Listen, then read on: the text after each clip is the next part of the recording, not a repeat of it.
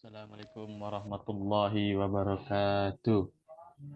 Baiklah, di sini saya akan mempresentasikan hasil tugas saya tentang matkul metodologi penelitian yang berjudul Analisa Hidrofobisitas dan Jejak Permukaan pada Sampel Isolator Bionanokomposit Polimer. Karya ilmiah ini atau metodologi penelitian ini sebagai salah satu syarat untuk menyelesaikan mata kuliah metodologi penelitian di jurusan Teknik Elektro Fakultas Teknik Universitas Andalas. Sebelumnya perkenalkan, nama saya Muhammad Rafiq Haji Siregar dengan NIM 21109511041 dengan pembimbing Pak Aulia PhD. Jadi pada metodologi penelitian ini terdiri dari 3 bab. Yang pertama ada bab 1 pendahuluan. Pada bab 1 pendahuluan ini terdiri latar belakang, rumusan masalah, batasan masalah, tujuan penelitian, dan manfaat penelitian. Bab kedua tentang kajian pustaka, terdiri dari jenis bahan isolasi, hidrofobisitas pada bahan isolasi, bahan nanokomposit, kelebihan dari sifat hidrofobik, kelebihan dan kekurangan sifat suatu bahan isolasi hidrofobik, pengaruh penambahan nanofiller terhadap bionanokomposit, surface tracking, peluahan sebagian, arus bocor. Dan bab ketiga yaitu tentang metodologi penelitian, terdiri dari waktu dan tempat, alat dan bahan, dan cara kerjanya. Yang pertama yaitu bab 1 pendahuluan tentang latar belakang. Alasan yang melatar belakangi judul ini dibuat yaitu salah satu komponen utama yang dibutuhkan untuk meningkatkan efisiensi listrik adalah isolator. Jadi isolator ini berfungsi untuk menopang kawat saluran dan memisahkan bagian yang bertegangan. Ada beberapa jenis isolator yaitu termasuk keramik, kaca, dan polimer. Isolator keramik ini memiliki keunggulan berupa kekuatan mekanik yang tinggi dan ketahanan terhadap degradasi. Namun keramik juga memiliki kelemahan seperti sifat hidrofilik, massa jenis tinggi, dan mudah pecah. Jadi di sini akan diuji hidrofobisitas pada ketiga jenis isolator ini.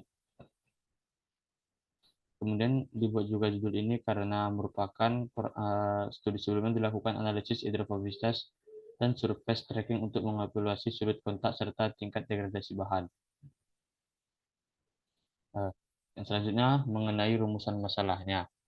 Pada rumusan masalah ini terdapat 3, yaitu yang pertama, bagaimana dampak peningkatan konsentrasi filler terhadap sifat hidrofobisitas permukaan isolator bionanokomposit.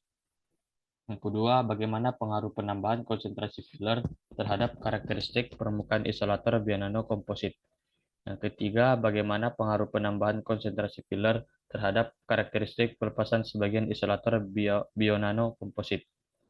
Kemudian batasan masalahnya juga ada 3.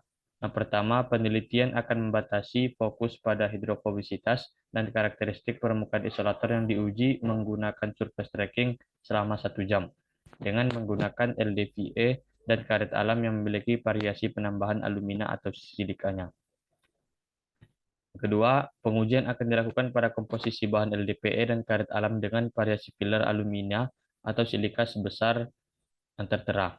Ketiga, penelitian akan hanya mengamati karakteristik pelepasan sebagian isolator terhadap penambahan filler alumina dan silika. Selanjutnya tentang tujuan penelitian. Ada 3, yaitu yang pertama mengidentifikasi pengaruh peningkatan konsentrasi filler alumina dan silika terhadap sudut kontak pada bahan isolator bionanokomposit. Yang kedua, menganalisis karakteristik surface tracking pada bahan isolator bionanokomposit. Yang ketiga, menilai karakteristik pelepasan sebagian pada isolator bionanokomposit alumina dan silika berdasarkan jumlah pulsa dan muatan rata-ratanya. Penelitian ini dibuat pasti ada manfaatnya. Manfaatnya itu yang pertama memberikan informasi tentang sifat hidrofobisitas pada bahan isolasi bionanokomposit.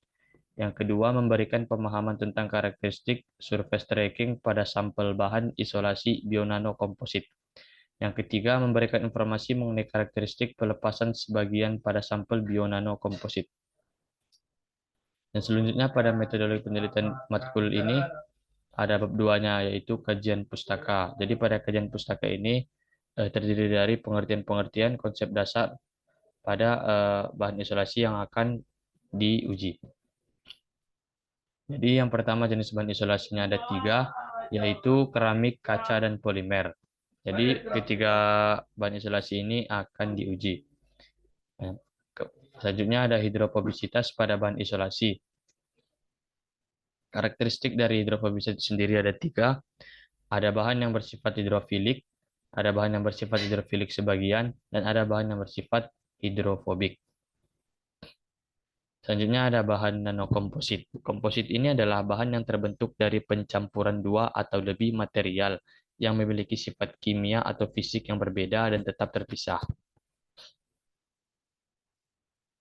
Contohnya seperti karet alam, LDPE, alumina, dan silika. Selanjutnya tentang kelebihan dari sifat hidrofobik. Pada nilai arus bocor, bahan isolator pada kondisi coating lebih kecil dibandingkan dengan pada kondisi non-coating. Jadi isolator yang memiliki sifat hidrofobik akan menghasilkan arus bocor yang lebih rendah dibanding isolator yang tidak memiliki sifat tersebut. Selanjutnya ada kelebihan dan kekurangan sifat suatu bahan isolasi hidrofobik. Pada keramik, nah, jadi keramik ini ada juga kelebihannya dan kelemahannya juga. Kelebihan itu termasuk kekuatan mekanik yang sangat baik dan kesulitan dalam mengalami degradasi permukaan. Kemudian pada polimer ini merupakan inovasi terbaru dalam bidang isolator untuk sistem transmisi dan distribusi listrik, yang saat ini banyak digunakan karena berbagai keunggulannya dibandingkan dengan material lain seperti kaca dan keramik. Selanjutnya gelas, seperti halnya dengan isolator lainnya, kaca memiliki kelebihan dan kelemahan. Salah satu kelemahan yang signifikan adalah resistansi permukaannya yang kurang baik. Selanjutnya pengaruh penambahan nanofiller terhadap bionanokomposit. Penambahan nanofiller ini pada bionanokomposit dapat meningkatkan karakteristik konduktivitas dieelektrik, perilaku muatan ruang, kekuatan breakdown, dan resistansi terhadap discharge parsialnya. Nah, dapat dilihat analisa polarisasi dan depolarisasi arus. Berikut merupakan komposisi yang didapat dari eh, jurnal dan arus polarisasi dan depolarisasi yang didapat dari jurnal. Begitu juga dengan analisis variasi konduktivitasnya dapat dari jurnal dan seterusnya. Selanjutnya surface tracking. Jadi surface tracking ini merupakan fenomena di mana karbon terbentuk pada permukaan isolator, mengakibatkan penurunan bahkan hilangnya sifat dielektrik isolatornya. Nah, jadi konsep dasarnya itu surface tracking ini terjadi karena kondisi lingkungan yang basah, di mana kontaminan seperti debu dapat membentuk lapisan tipis yang menjadi konduktif pada permukaan isolator. Kemudian peluang sebagian ini terjadi ketika loncatan bunga api terjadi akibat perbedaan potensial yang tinggi di dalam rongga isolasi. Jadi pada peluahan sebagian ini, klasifikasinya ada 3. Yang pertama internal discharge, surface discharge, corona discharge. Kemudian ada arus bocor. Arus bocor ini adalah aliran listrik yang terjadi ketika tegangan yang seharusnya ditahan oleh isolator melebihi ambang batasnya. Besarnya arus bocor dipengaruhi oleh tingkat kontaminasi pada permukaan isolator serta kondisi lingkungan seperti cuaca. Pada matkul ini ada bab 3-nya mengenai metodologi penelitian. Yang pertama tentang waktu dan tempat. Penelitian ini akan dilaksanakan pada bulan Maret 2024 sampai dilaksanakan pada Maret 2024 sampai dengan bulan Juni 2024 di Laboratorium Tegangan Tinggi Fakultas Teknik Universitas Andalas. Berikut alat dan bahannya. Yang pertama ada rheology mixer, selanjutnya hot press Colin 300P, timbangan digital, aluminium foil, open, cetakan hot press, kamera digital, pipet tetes, komputer, transformator tegangan tinggi AC, resistor, peredam, autotransformator, osiloskop, komputer, tabung air dan selang infus, wadah kontaminan, elektroda atas, elektroda bawah, kertas saring 8 layer, sekrup, stainless steel, isolator support Rogowski coil, power analyzer transfer. Untuk bahannya yaitu binary komposit LDPE, karet alam, alumina, dan atau silika. Untuk cara kerjanya yaitu dipersiapkan bahannya terlebih dahulu, yaitu binary komposit LDPE, karet alam, alumina, atau silikanya. Nah, persiapannya itu dipotong kecil dengan gunting dan bahan-bahan lain seperti LDPE dan bahan yang lainnya. Kemudian ditimbang sesuai dengan komposisi formulasi pembuatan sampel bionanokompositnya. Kemudian pengujian hidrofobisitas, di mana diagram alur pengujian hidrofobisitas, di mana sampel diletakkan dan kamera juga diaktifkan. Sementara posisi antara kamera dan sampel terlihat seperti garis lurus. Kemudian nantinya diteteskan air sebesar 50 mikroliter. Seperti yang diketahui bahwa yang diteteskan adalah air yang merupakan polutan. Selanjutnya pengujian surface tracking ini, pertama-tama spesimen akan dimiringkan 45 derajat menghadap ke bawah dan ditempelkan pada penegak sampel. Larutan kontaminan kemudian dialirkan dari bagian atas permukaan spesimen menuju elektroda tanah dengan kecepatan aliran 0,6 ml per menit. Kemudian dibuat tegangannya yaitu sebesar 4,5 kV dan difokuskan secara vertikal. Percobaan ini dilakukan selama 1 jam untuk setiap sampel.